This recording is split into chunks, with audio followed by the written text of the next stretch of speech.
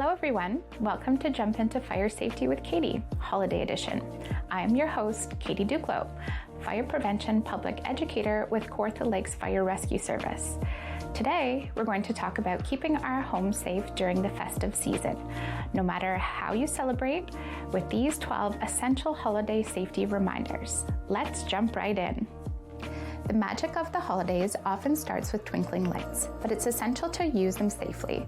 Consider using LED lights and double-check the packaging or manufacturer's instructions for a number of string light sets that can be connected to an outlet to avoid overloading the electrical circuit.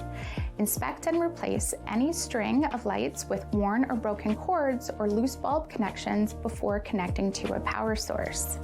Candles and decorations add warmth to our homes, but they can pose a fire risk.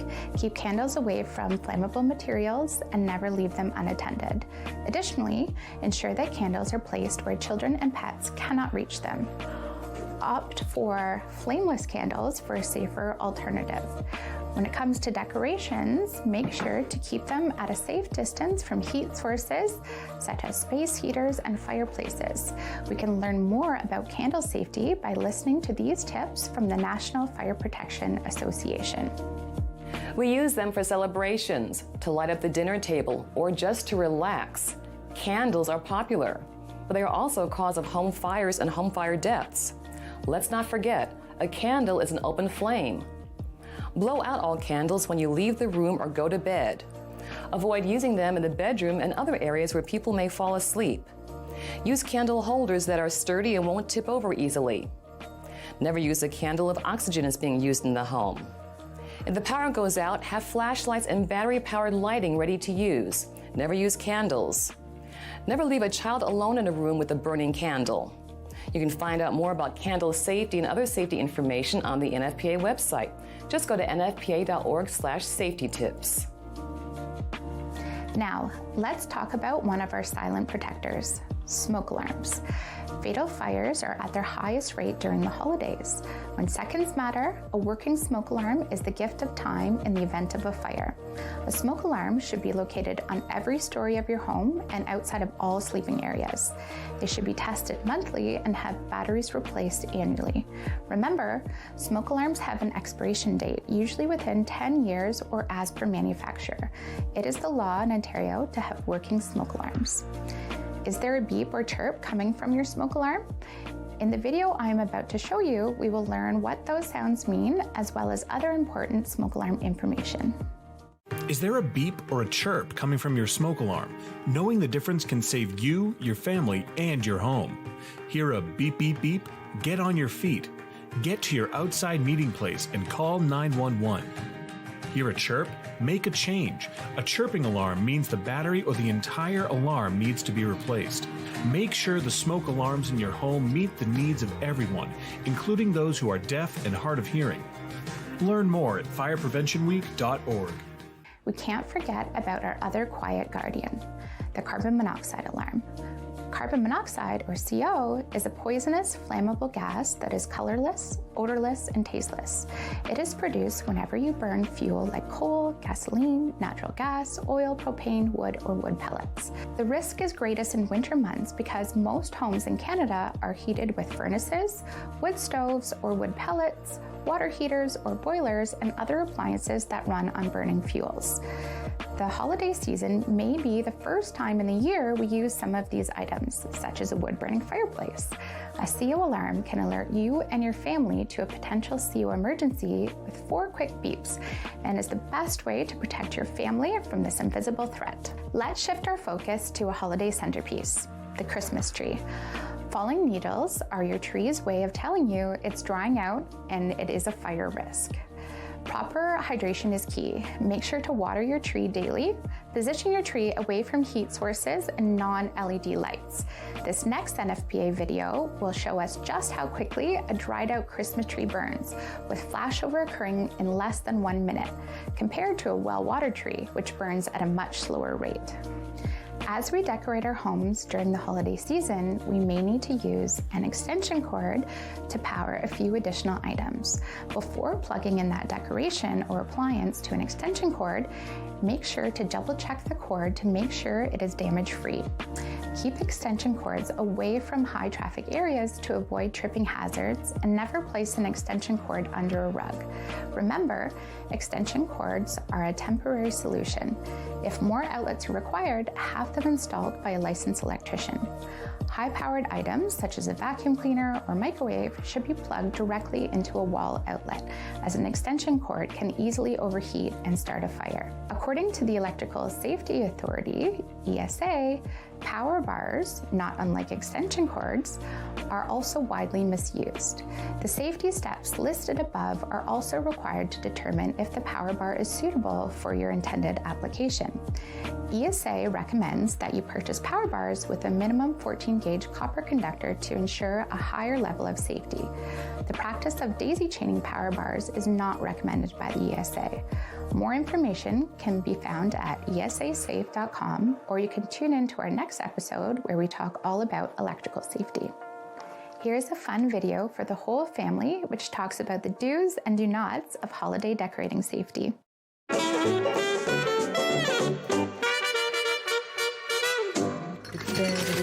Hey, Dan, getting ready for the holidays, I see. Did you put lights on your house this year? Whoa! How many sets of lights did you connect? 18! Dan, that's way too many.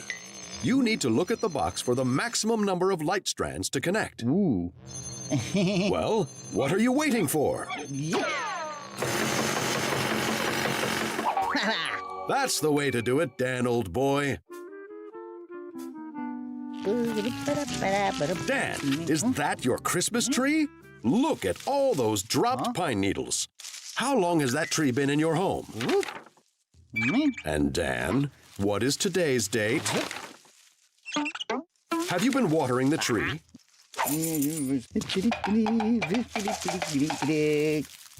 That's not enough water.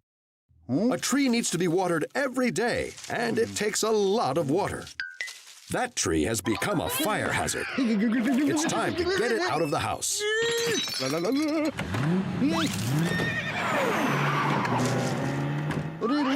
That's much better, Dan. Say, what's that alarm for, Dan?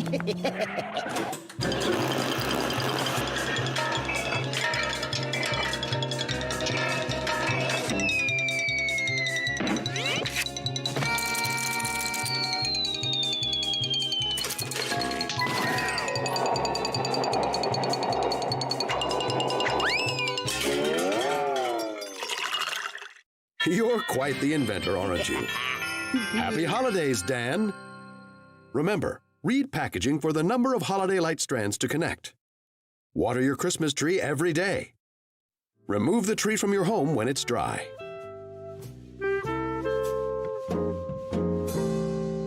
Another holiday tradition, baking. Planning on making gingerbread cookies with the kids this season? Make sure to keep an eye on those little bakers and remember to never leave the oven unattended. Safety first, cookies second. Nobody likes a burnt cookie. Next up on our holiday safety reminder list, home escape planning. Family is at the heart of the holidays, and so is your family's safety. Take time to develop a home fire escape plan with your loved ones. Practice it regularly so that everyone knows what to do in case of an emergency. Watch this educational video with your family to learn about home escape planning. Most people are surprised to learn that when there's a fire in your home, you may have as little as 2 minutes to get out safely from the time the smoke alarm sounds. 2 minutes is not a lot of time, especially when it's the middle of the night and everyone is asleep. And when you add in smoke and heat, confusion and fear, multiple floors, and several people, every second counts. You need to have a plan to get everyone out safely, starting with working alarms, ideally interconnected ones, so that when one alarm in your home sounds, they all do, no matter where the fire starts. Remember to check doors for heat before opening them so you know if it's safe to go that way. During a fire, there's no time to decide who should be doing what. Look at all that time zipping by. Your fire safety plan should include assigned roles so everyone knows what to do and there's no confusion.